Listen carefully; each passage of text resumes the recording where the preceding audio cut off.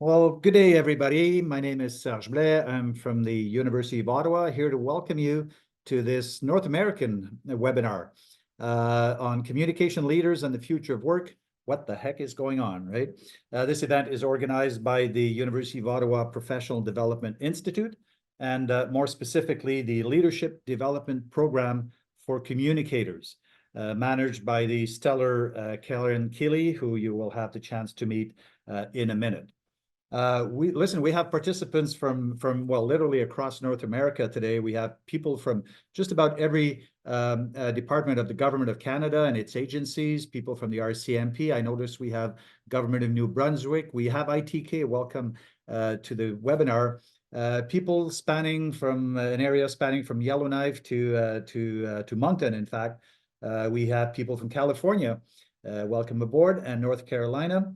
A few universities as well. We always like to recognize our colleagues at Carleton, Concordia, TMU is here, Western, McMaster, even Bow Valley College is here. So we're really, really happy to have you here, everybody. Listen, today's topic, I think, is perhaps one of the most important of our time. From the time of the invention of the Gutenberg print, mid 1400s, I guess, to about 25 years ago, things were somewhat, I would say, predictable in the world of communication, at least in hindsight. And then came this thing we called information technologies, right? Remember, maybe 25 years ago or so, and things started really spinning for communication experts. Recently, the phenomena of social media disinformation appeared with devastating effects.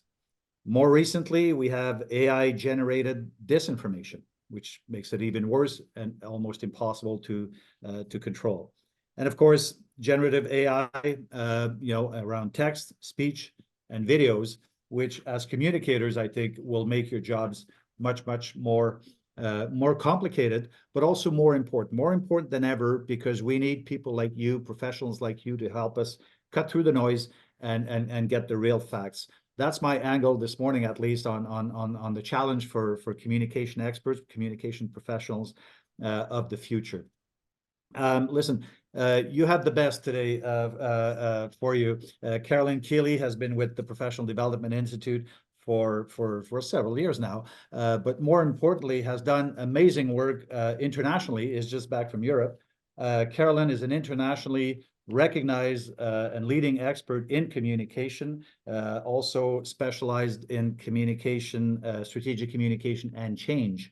Caroline won the International Association of Business Communicators All-Star Presenter. So fasten your seatbelts. I think you're in for something that will be very, very interesting. And Caroline, I'll turn it over to you, because if I were to read your full resume, we wouldn't have time for the webinar. So over to you, Caroline, and have a beautiful session. Thanks for being here, everybody.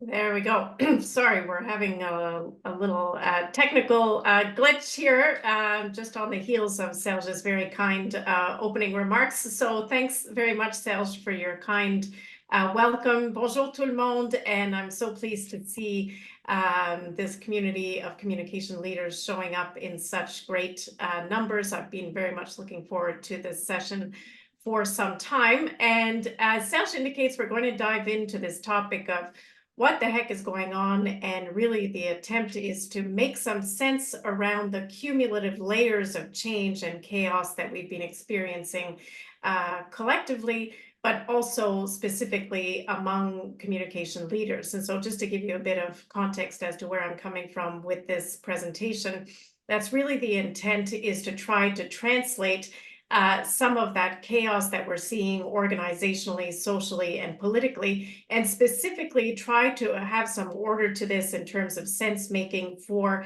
communication leaders. Specifically, that's the community that I work with the most, and certainly has been in the eye of the storm of the pandemic and the post-pandemic and the change on change environment that we've all found ourselves in since then. So just in terms of a few logistics, in a moment I will share my screen. We'll go through a brief presentation. We'll also be doing a Mentimeter exercise.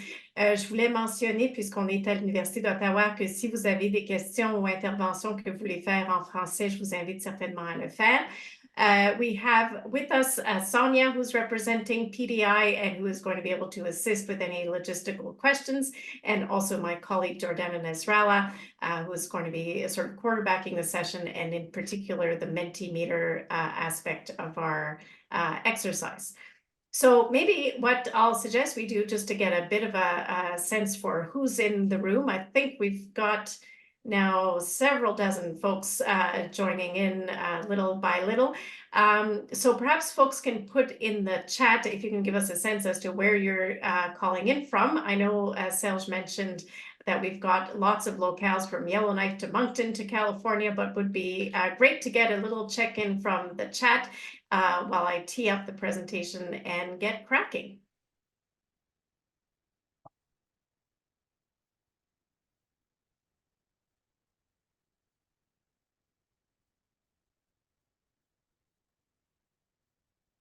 Okay, we've got 90 participants so far, which is fantastic. Okay, excellent.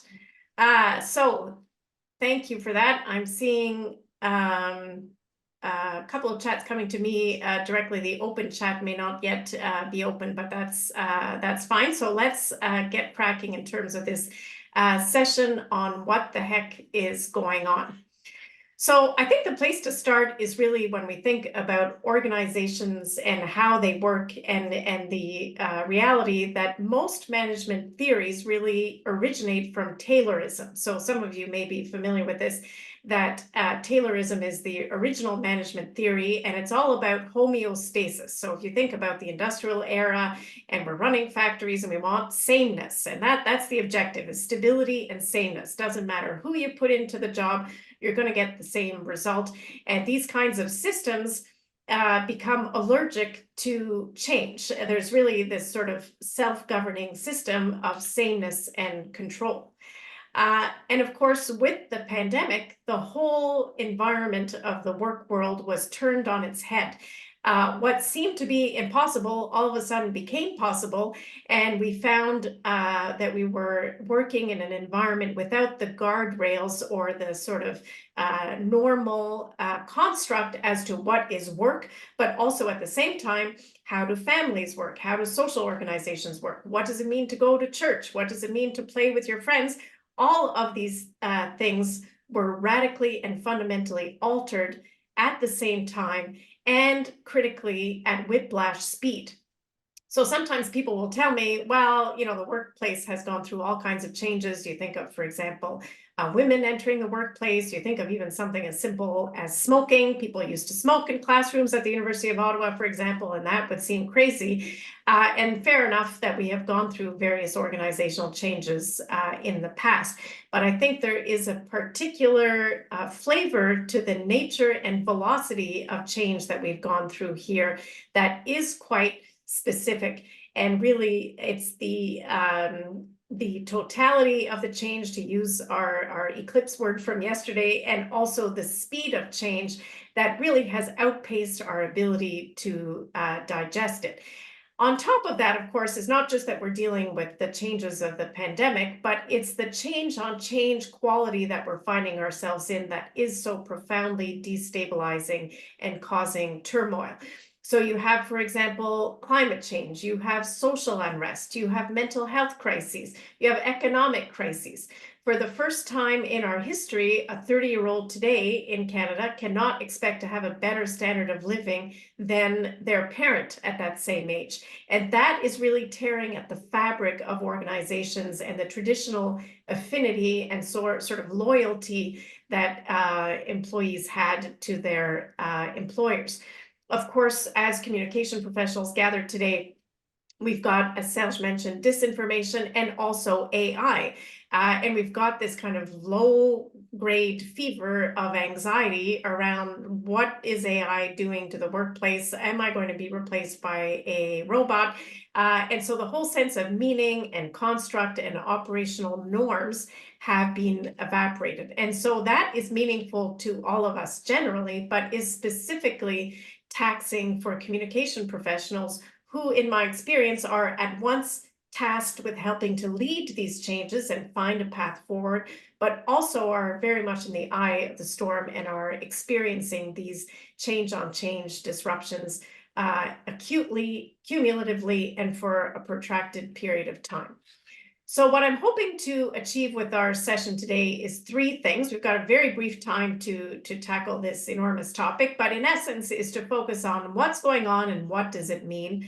But most importantly is where do we go from here? And I think this is really important because we need to have forward motion. And I get the feeling it's as if we've all been kind of run into a ditch and we're kind of weary and tired trying to drag our way out of the ditch.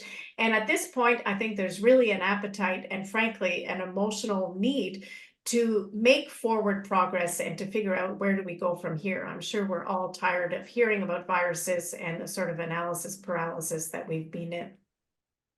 So let's start off with the theme of what's going on. So as I mentioned, we've got this confluence of various levels of change, which are all happening at once and which are having a multiplier or amplifying effect. So not only the pandemic, but also the climate change, the social reckoning, the economic crises, the mental health crises.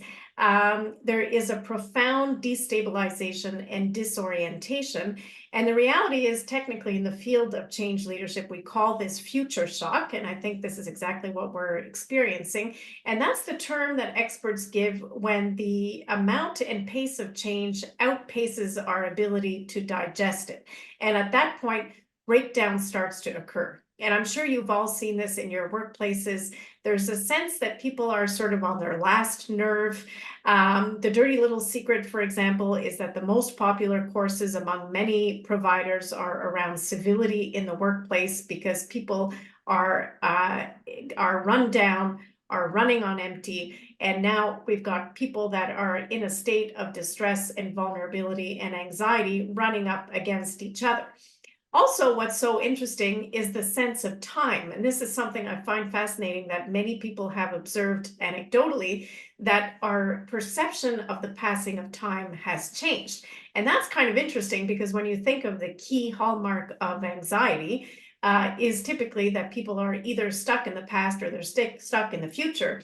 Well, at this point, neither one of those things are doing us much good because the past is really so fundamentally different than when we are now. And of course, the future is less clear than it ever has been.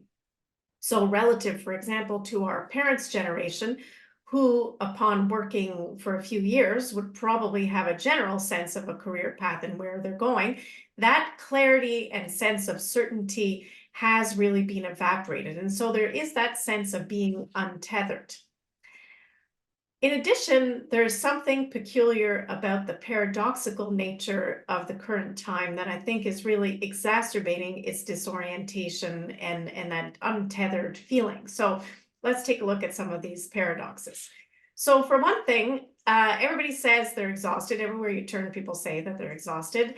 And yet we can't sleep. So that's kind of interesting. And what I would observe is the kind of quality of fatigue that I hear about is not just straightforward, I'm not getting a good rest. It's something different than that. And I'm going to come back to this because I think there's a quality to the collective exhaustion and feeling of running on empty that we need to be attentive to. Secondly, in terms of paradox, we're gorging on data, and yet we feel malnourished from eating empty calories. And so this is kind of an interesting thing, and I would certainly put myself in this bucket, that we've all grown accustomed to having an addiction machine in our back pockets here with our cell phones. And so we are getting a velocity and a volume of data that frankly our brains were just not wired to process. When we're tired at work, our instinct is, okay, well, I'll go out and now I'll be scrolling on Instagram or text messages. So that's only exacerbating the problem of overload. And at the end of the day, rather than feeling refreshed and full of energy, generally there's a quality among people as I work around many different organizations nationally and internationally, of feeling kind of icky from all of this have data. It's almost like, you're hungry, so you eat a bag of chips, and now you don't feel great. So there's something about this that is troublesome, and that is doubly so for those of us who are professional communicators, because we're trying to cut through all this noise and get a point across or get messaging across, but our audiences are fundamentally overwhelmed with information and data. So there's a sense among communications people specifically that we're overwhelmed by work, and yet we're underwhelmed. It's this duality. I'm overwhelmed by work, but I'm underwhelmed because the fun and a sense of purpose and often a sense of community in our work has been eroded. And so that really is leading to a sense of disengagement and often disillusionment that's quite difficult. At the end of the day, we can say for sure that normal has left the building and it's not coming back. So this is something interesting that many client organizations use the expression resilience. And they say, well, I want to have a more resilient organization, which has the connotation of bouncing back. And that also doesn't really quite work, because it's not a matter that we're in a difficult situation, we need to bounce back to where we were. It's that we need to be propelled forward in a regenerative way. And that is, I think, taxing to us intellectually and emotionally. The cataclysms that we're experiencing at the moment are multi-layered, and we've made this point, but just to drill into this briefly. So we've got psychological difficulties. So we've got mental health crises, the likes of which we've never seen. There is what has been called a friendship recession caused by the pandemic, that people sort of report artificial intimacy, if you want to use the expression AI in a different way, that I've got 1,000 friends but nobody to feed my cat. And so there's an emptiness and a disengagement that comes from that. Social relationships are breaking down. We see this with a lot of polarization. We see family breakdowns, relationship breakdowns, and of course the cataclysms of technology, in terms of this feeling that it's almost impossible to keep up, because the ones that you master one technology, another one is coming on our heels. And the profound destabilization of AI is, I think, exacerbating all of this, because it leads to almost existential questions as to, well, what is my work and what is my children's work, and how do we make sense of the cumulative and amplified effect of these cataclysms?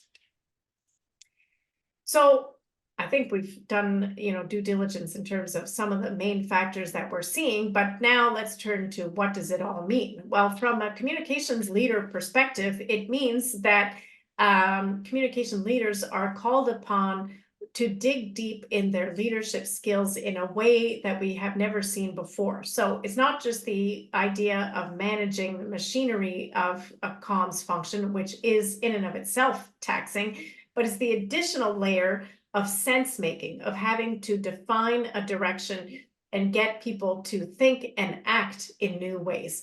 And so communication leaders, as far as I can tell, are sort of holding up the sky here, because organizations have become so dependent on them, and yet very often they don't have the time, or frankly the mental space, to make sure that they and their teams are set up to succeed.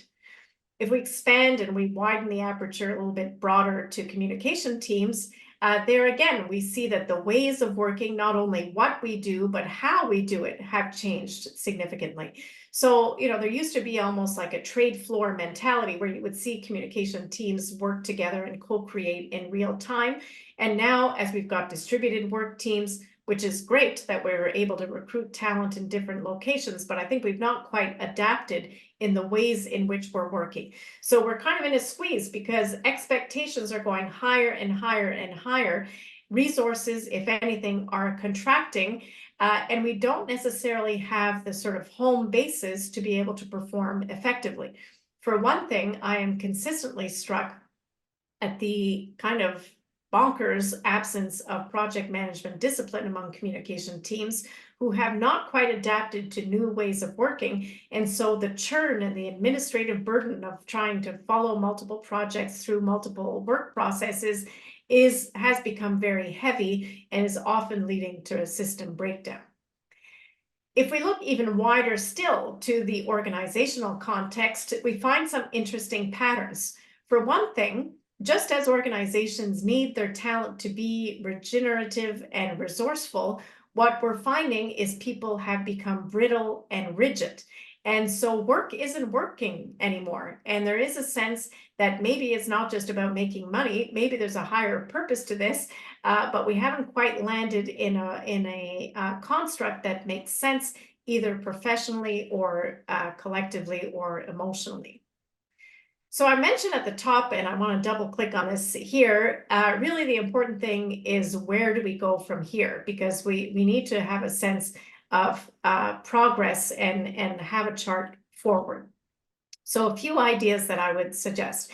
The first is that we need a compass before a map. So this is a big deal because I think in the work that we do, for example, with communication team retreats, I'm really struck that when I ask a sort of simple question, what is the purpose of communicating around here? What we find is that that clarity of intent is lacking. And so people are in the weeds and they're sort of gravitating to their comfort level. So you've got the web people doing web stuff, the social people doing social stuff, the internal comms people doing internal comms products. But we've lost the big picture sense making of which way's north and what is in fact the essential purpose or raison d'etre of our communications function. So once we figure out a compass, then what we want to do is achieve forward motion. And I think this is so important. You know, racehorses need to race. They need to have a sense of progress and that we're making some kind of impact moving forward. There is this chronic feeling of being on a hamster wheel that we're kind of turning and we're never at destination. So the first step is we want to get off the hamster wheel and we want to achieve forward motion. For example, it could be in shortening the runway. So sometimes these communication initiatives take so long and feel kind of very heavy, but if we can just sort of shorten the runway and say, what is the highest and best use of our talent or of our team this week or this month? And generally you'll find that people overestimate what they can achieve in a day, but underestimate what they can achieve, for example, in a quarter. So that's one big idea that I would suggest.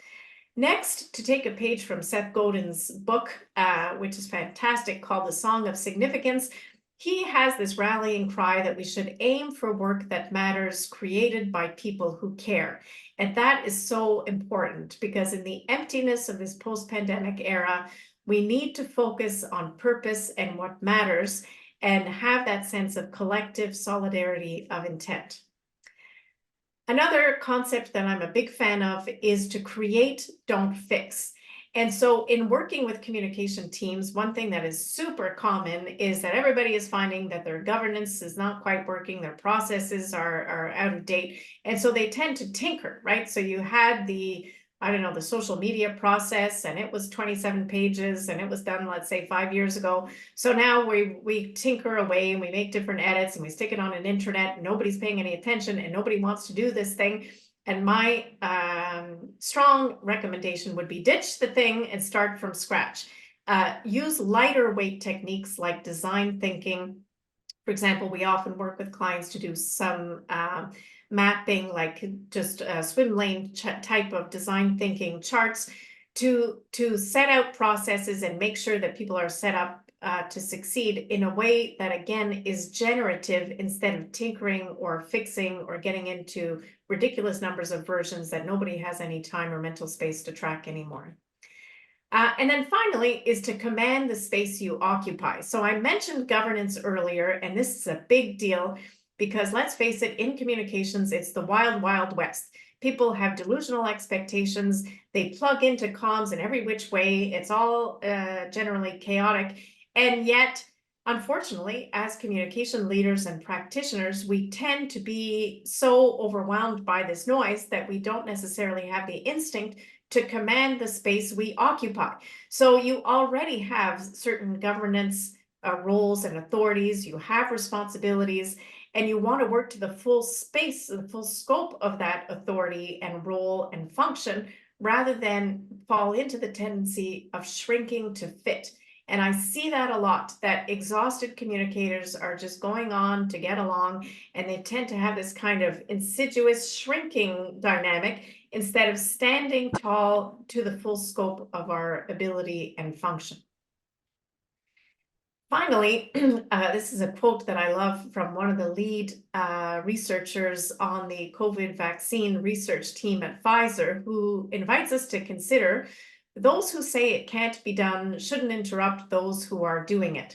So as communication leaders, certainly gathered here today from every corner of North America, you're already doing awesome game-changing work. And so we can see that certainly better is possible. And it is a matter, I think, of shifting the mindset away from the negativity and that sort of spiral and race to the bottom to instead imagine a state in which we can, in fact, reimagine the communications function, teach people how to treat us, and really redefine the game rather than becoming victims of the way in which people may be treating us externally. Okay, so at this point, I want to just invite a quick discussion from the group. And so I'll see if Sonia might want to check in and see if there are questions that you want to send. Again, a reminder that just in terms of managing the number of questions, Sonia is going to triage them through direct chat questions to her. So if you've got, you'll see Sonia's name in the chat, and you're welcome to pop in a question or a comment if anyone wants to jump in. And then we're going to dive into our Mentimeter exercise shortly. Hi, Caroline. So there are no questions at this time. Okay. Would you like to proceed with the Mentimeter? Sure, that sounds great. So at that point, I'm going to ask Jordana to share her screen, please. And we will do the Mentimeter exercise together. Some of you may have seen this before. It's similar to a Slido poll. And so the intent is just to get a bit of a pulse from the group in a collective fashion. So we've got the screen up here, and at the top, you'll see that we're inviting you to go to menti.com, and the room code that we've got is 5530-0901. So if you can pop in either on your phone or your computer to the website menti.com and use our room code, we're going to try to get a sense of our collective perception here. And the first question is, do you have a sense of overwhelm around among your team? Okay, so slowly but surely we're getting voices coming in. We've got 30 people so far, and we're certainly at the high level of the band there, with 39 people indicating a sense of overwhelm. We've got some thumbs up. And interestingly, I wrote a blog post on this recently on raising your team's metabolism, because what I'm hearing is people are overwhelmed. And yet at the other end of the sausage grinder machine, if you will, there isn't necessarily the output that we would expect for all of this overwhelm and hard work. So why is that? And oftentimes it's because of the cost of churn, that just the machinery of our business is so heavy, of running approvals and going back and forth and going to meetings and sending emails. All that becomes very overwhelming, but may not generate a commensurate level of impact. So interesting that we're clearly way off the charts here in terms of level of overwhelm. Great, Jordana, if you can go to the next question, please. So what are the sources of that overwhelm? Choose all that apply. Is it that you've got too many emails and Teams messages, too much bureaucracy, too many disconnects or silos, too much work, or where the heck do I start?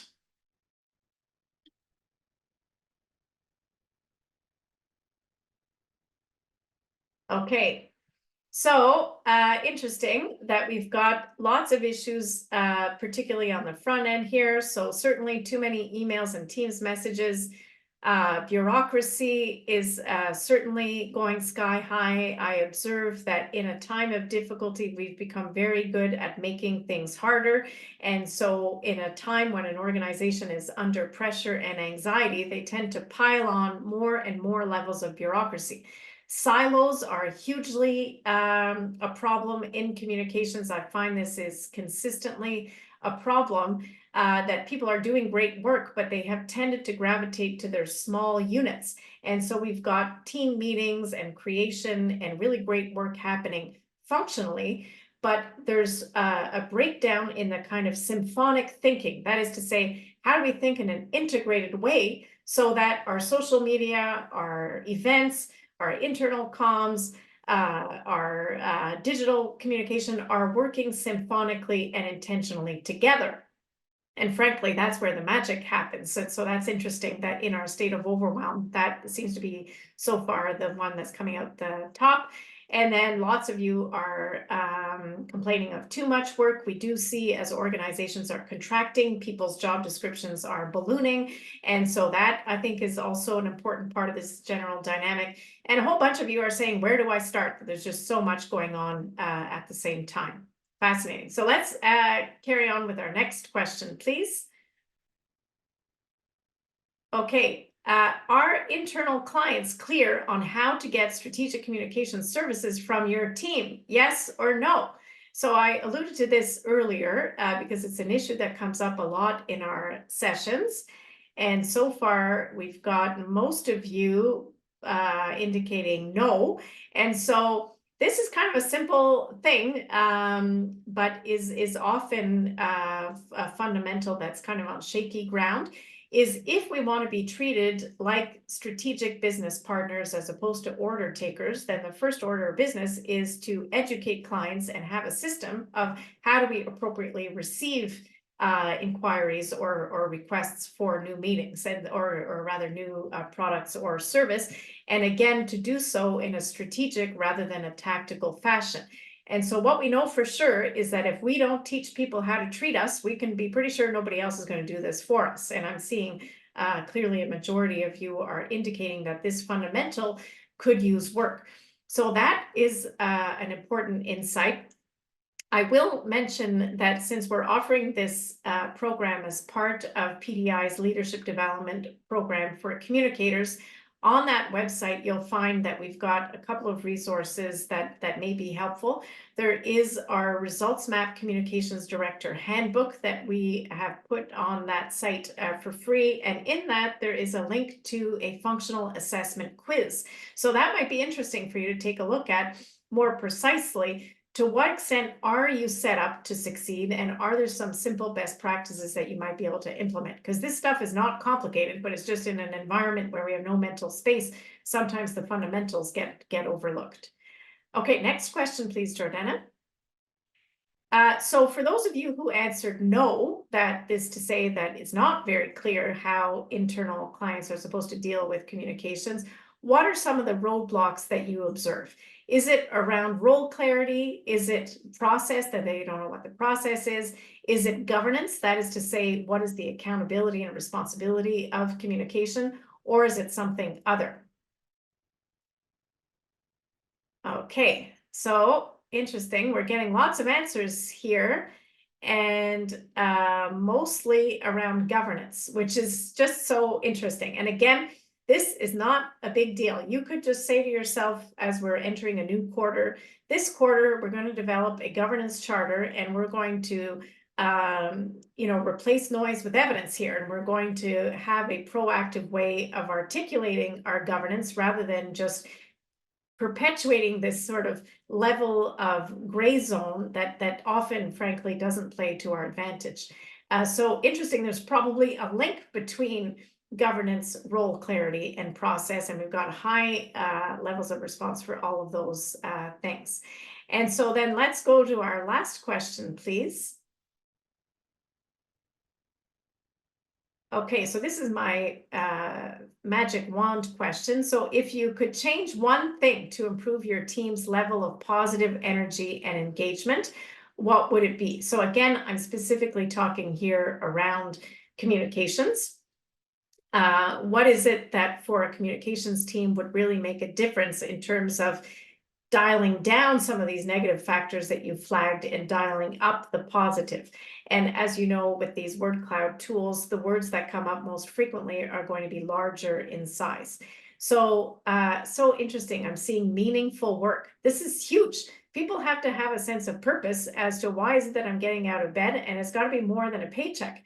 Autonomy, hugely important. So in the pandemic, we have often felt a loss of autonomy. So finding leadership styles in which we focus on the what and let go of the how can be really important so that people have a sense of respect, autonomy, and engagement. Recognition, confidence, absolutely. There is definitely a problem of confidence and a kind of imposter syndrome that comes up among the communications community, and for good reason, because there's a cultural sort of systemic credibility deficit that we have fallen victim to. So the good news is that in this time of just profound, generationally significant shakeup, this is the time to reimagine the function and be deliberate about what that looks like, which I think can certainly have a significant consequence in terms of confidence. Because let's face it, it's hard to have confidence when you're dealing in an environment of this kind of tumultuous environment that we're working in. So we've got, wow, 172 responses so far. Vision, again, so important. So that is really interesting because often, as I mentioned, people don't even know why are we communicating and which way's north. So we come back to this importance of having a compass before a map. Many of you who are familiar with my work are aware that I'm into communications planning, and that has kind of gone the way of the dodo bird, unfortunately. Nobody has time for planning, and they just have, I think, assumed that it's irrelevant. And I would say that it's probably more constructive for us to think about adapting planning to our current environment. And so how do we have lightweight planning tools? For example, we have a one-page communications plan tool that can be hugely helpful if we can kind of slow down in order to speed up and get clarity around these key issues of vision and clarity and drive. Influence, hugely important also. So I appreciate that in terms of how do we work with influence? How do we cultivate executive presence? How do we deliver an effective challenge function? And interestingly, that is the space between the communication practitioner and their internal client that either makes or breaks careers. And yet there's very, very little out there that is focused specifically on those skill sets and mindsets. I love this here also about less meetings. So definitely I find this to be a disease now among my clients, that they spend all day in meetings and doing email, and now there's no time to do work. So that's not cool, because we don't want to just be in the machinations of our work. We want to have those pockets of time to really do work that matters and make a difference. So that's really interesting and connected also to empowerment. So what I will suggest is that as we will be sending a recording of the presentation, and I'll ask that we can also include this word cloud, because I think this is just so rich in some excellent input there. Again, I'll invite Sonia, if anybody has any questions or wants to jump in with comments, that you're welcome to do so via Sonia. But I think we've got some excellent input there that is useful, because this does not have to take a lot of time, but there is something important about being intentional and kind of slowing down in order to speed up. So what I find is every client I work with, faces these challenges. So if anything, I can tell you, you're in good company, and it does not have to take a lot of time to just figure out these fundamentals in terms of who's on first, excuse me, who does what, what's our governance, and to teach people how to treat you. Sonia, have you got any questions there? Yes, we do at this time. We have plenty of questions. So I would like to invite Graham to please turn on your microphone and your camera if you wish, and you are welcome to ask Caroline your question yourself. You may take the mic, Graham. Thanks. Hi, Graham. Hi, Carolyn. Hi. Thanks for everything so far. Just a quick question. There's probably many groups going through this right now within an organization. So I was wondering, in your experience, who have you been able to kind of, I guess, become an advocate that kind of helps clear some space for the communication and change people? So any insights on that would be great. That's a good question. So you mean internal advocates who can help pave the way, right? That's a really good point. Well, I would say that definitely this does come back to fundamentals of change leadership. And in my experience, when a CEO or whomever is the equivalent of a CEO understands the value of communications and change leadership. Sorry, somebody's off mute here, I think. There you go. So it really comes down to change leadership and sponsorship from the executive level. And the reality is that sometimes, you know, the water in the pot has to get hot enough for the frogs to start jumping. And so if we want to have that level of advocacy, as you mentioned, Graham, which is so important, the first step is to ensure that the pain of the current model is felt. It's not just an intellectual exercise, it's just to feel, okay, things are not working, so now I'm in the appetite for a new solution. And that has been, in my experience, the single biggest factor is that executive leadership message from the CEO. There can also be other important allies, like, for example, I think of heads of HR, even of IT. Sometimes we lean into improving communications through other doors, which could be in terms of things like talent management and operations. So I hope that helps answer your question, Graham. Thank you. Thank you. That's great. Thank you, Caroline. So the next question is anonymous, so I'm going to be asking Sure. it. Thank So you. the question goes, what is your best advice to managers who are struggling to get their team to manage the day-to-day and the longer-term needs and issues? I am finding that my staff are great at the day-to-day requests, but they can't seem to see the forest for the trees. Right. That is a really great point. I think there's a couple of things there.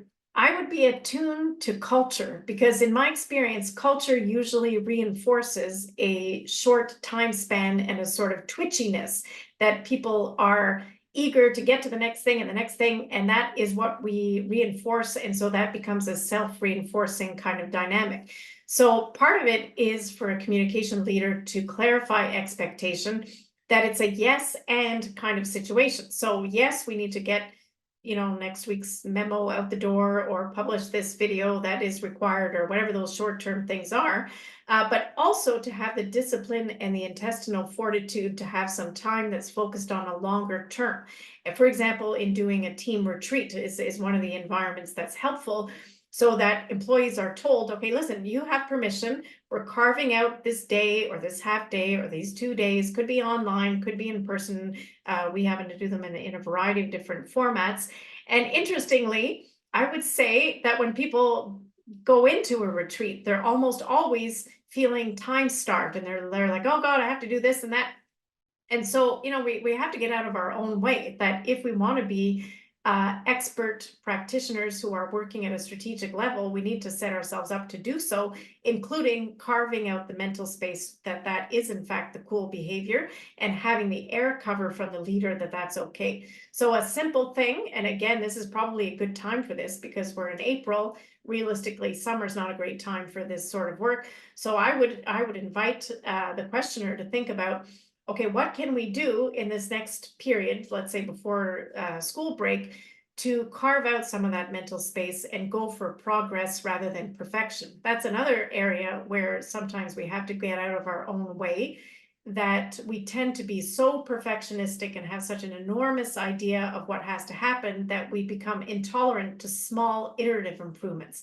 And yet in the world we work in, iterative progress step by step is the way to go. So I would say, you know, surely you can book, let's say, even half a day retreat. You could do the thing online, and the critical thing is the cultural signal that this is the expected desired behavior. Put an out of office on and chip away at figuring these things out. So that's a really great question, and I appreciate the candor behind it.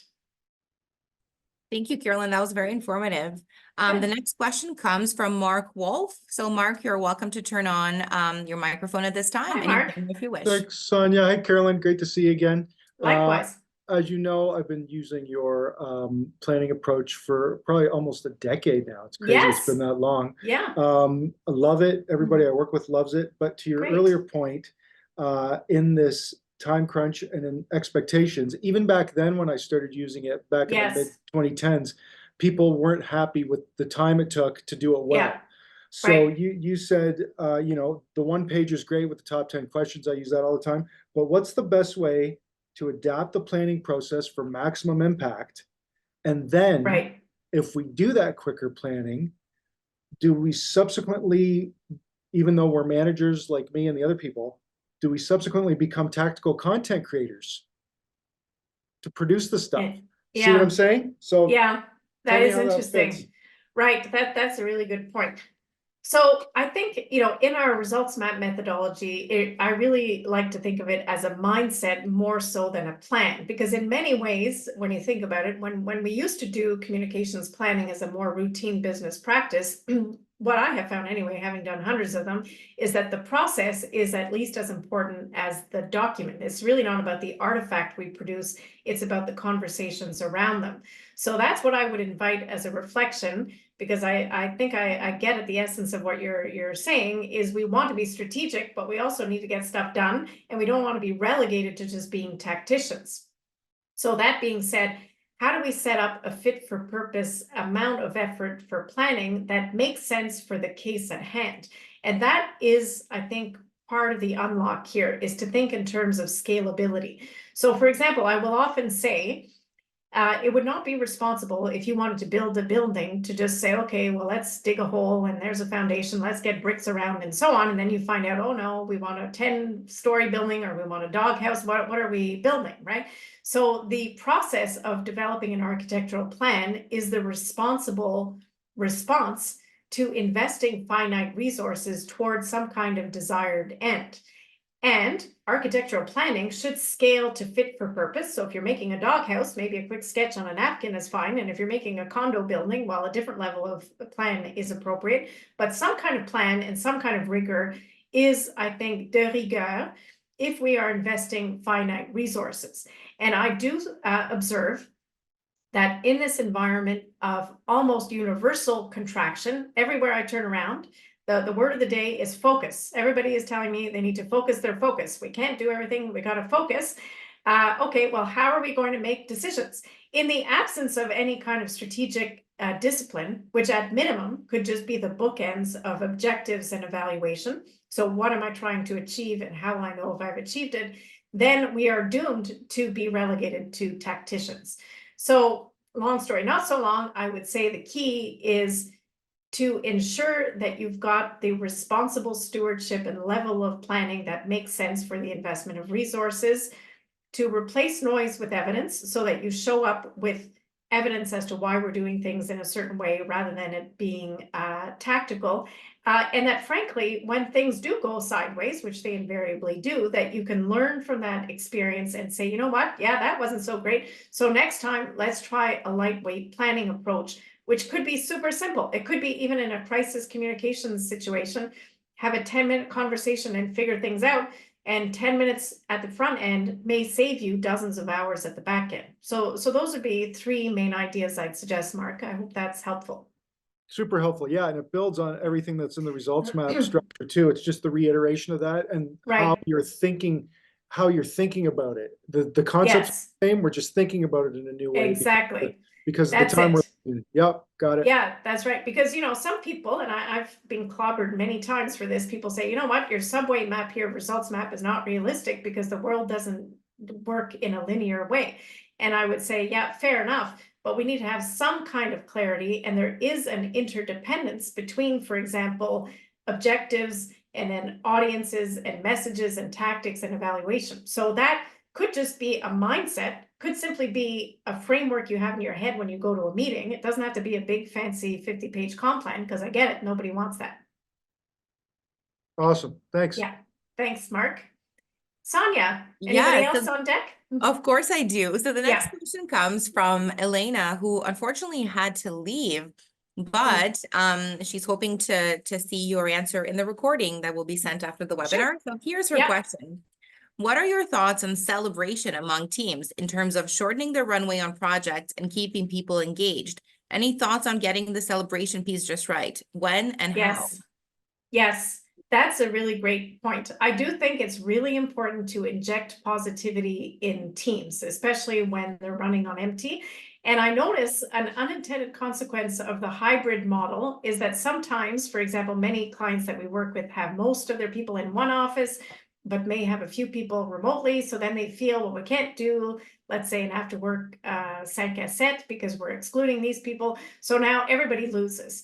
So I think I would start with the premise that positivity, recognition, building community is fundamental, and find imaginative, low-hanging ways to do that, including both people who are working collectively in person and also remotely, which could be, you know, having drop-in times. It could be that we're going to get together and do a potluck. I find, you know, that it's interesting, the sense of belonging that we're all craving is so acute that the smallest things make a huge difference. So we have, for example, public sector clients who organize team retreats, and they can't have a budget for hospitality or anything like that. So the boss might go by Costco and buy chocolate chip cookies or bring orange juice or whatever it is. The smallest attention and care really means a lot. And so I would defer to each different culture, because I don't think there's like a blanket solution, but some of the things I would be guided by is recognition, is building community, and having fun. And also just breaking the monotony and the ordinary. So doing things a little bit differently. For example, even doing online meetings using Miro boards for something a little bit more fun, or the Mentimeter that we used, are the kinds of things where people feel more engaged and feel more seen. So those would be some ideas I would suggest. Perhaps, Sonia, before you get to your next question, if you have, I'll ask Jordana if you wouldn't mind popping up on your screen our concluding slide, because I do want to make sure to speak to that briefly. So maybe while we do that, I can get Sonia to let me know if there's any last questions before we wrap up. Because for one thing, I know comms people are very busy, and we are going to respect our time limit here and have you back to the rest of your day by 1 o'clock Eastern. Any further questions, Sonia? So I believe we might have time for one last one. Sure. And so this one is from Melissa Weldon. So Melissa, feel free to turn on your camera and your microphone to ask Caroline your question. Great. Thanks very much. So my question is, the world of communications can be subjective, which means you can get a lot of different opinions from people, too many cooks in the kitchen. Sometimes it results in micromanagement. How do you diplomatically communicate with your team or your management or directors to ask for more autonomy and a bit more trust within your role? Yeah, that is a really great question. So I appreciate your raising that. That's something I hear a lot. And I don't know the specifics, but I would say that two things that come to mind. One is sometimes I have teams that say they want more autonomy and control, and yet when I speak to the head of the function, they say, you know what, we're having quality problems. People are setting things out with typos. They're not at a level of polish. And so that creates this negative, gnarly situation where the boss then becomes micromanaging and freaks out, and then everybody's unhappy. So I would first ensure that we're buttoned down here in terms of quality and expectation, which I assume is the case, but I think it's worth pausing on that precondition for a moment. And then the other is just to make the cost of this oversight and revisions and lack of autonomy more evident. Oftentimes, I think organizations have fallen into a level of anxiety that they just demand revisions. For example, a classic thing is that a document is sent to all and sundry for comment, and now we're dealing with a dog's breakfast of input. And so there is no autonomy, but this has become a cultural norm. And so that's where I'm into this idea of create, don't fix. And so I would say, first of all, if you want autonomy, make sure you're delivering quality stuff and that you've earned that autonomy. So I assume that's the case, but you might have some quality control issues. Then next is to demonstrate the cost of the lack of that autonomy. So classically, people say, well, I want my comms team to be more agile. And I'll say, yeah, well, how are they to be agile if you're insisting on reviewing every little tweet that we send out around here? So you want to make sure that you've got the evidence to make that case.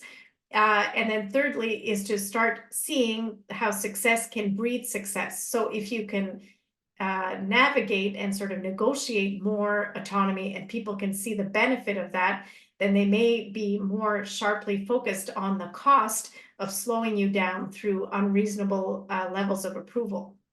By the way, on that front, a simple thing is, again, in the spirit of create, don't fix, I would look at your approval systems and see, do they make sense? Why are we sending the agenda for the employee town hall to the VP policy, the VP research, and the VP IT, and none of these people have any functional expertise to add value to this? So just because we've always done it that way doesn't mean that it's helpful. And a small unlock that we can do is just get more clear in terms of governance. Maybe we send it to the VPs for information, but not for comment. So those would be some ideas that would come to mind off the top of my head here, because your comment is very well taken and very, very often shared as a point of frustration. Okay, so as we near the end of our brief session here, I just wanted to flash on the screen that we have created a URL to support this session. So as Sonia indicates, we will be sending through the recording of the session along with the summary of your Mentimeter exercise. Of course, we'll have an evaluation form. Would love to get your feedback. And in addition, you'll see that at this URL, resultsmap.com/PDI-web, we've got a number of the resources that I've mentioned. For example, the Communication Director's Guide. We've got the original blog post on what the heck is going on that inspired this session. We've got a functional assessment quiz and also more information on the leadership development program for communicators, which we will be offering in May. This will be the first time that we do it in a hybrid iteration, and the session is almost half complete. So you've got another couple of weeks if anybody's interested in checking out that program. It's linked on this site, and I'm happy to connect if anyone has any questions or wants to even to pop up a quick call to see if it's a fit for you. You're welcome to reach out to me at the email that you have on the screen. So with that, Sonia, is there anything else that we need to attend to in terms of the PDI side of things before we wrap things up and send people back to their merry way on this sunny afternoon? We're all good on PDI side. Thank you so much, Okay. Caroline. Excellent. You're welcome to close the webinar. Okay, terrific. So thanks so much, everyone, for taking the time. I'm so pleased to have such a large group of communication leaders and practitioners gathering to have these important conversations. That in itself, I think, speaks volumes about doing work that matters with people who care. So I applaud your initiative and your time commitment. I know there's lots of other competing demands. If there are any questions or you want to follow up on this conversation, you're welcome to reach out anytime, either by email, or I know I'm connected to many of you on LinkedIn. I'm happy to connect there as well. And hopefully we'll be able to pursue this conversation going forward. So with that, thanks again, everyone. Have a great rest of your day, and we'll look forward to keeping in touch.